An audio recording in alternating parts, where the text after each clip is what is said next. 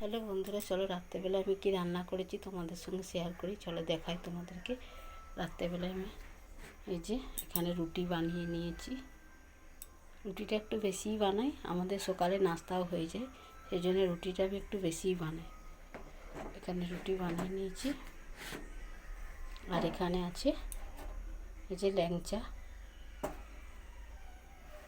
এখানে ল্যাংচা আছে। আর এখানে বানিয়ে নিয়েছি রুটির জন্য, ঢাকা খুলে দেখিয়ে দিচ্ছি।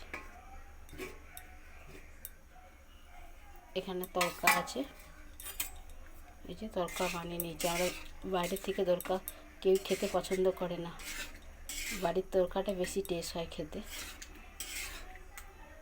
বাইরের তরকা একদমই ভালো লাগে না, বাড়ির এরকম তরকা থাকলে আর কিচ্ছুই লাগবে না।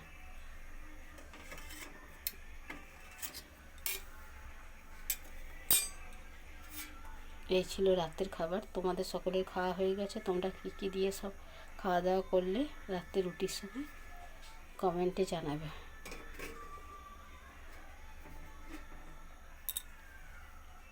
এই ছিল আমাদের রাতের খাবার।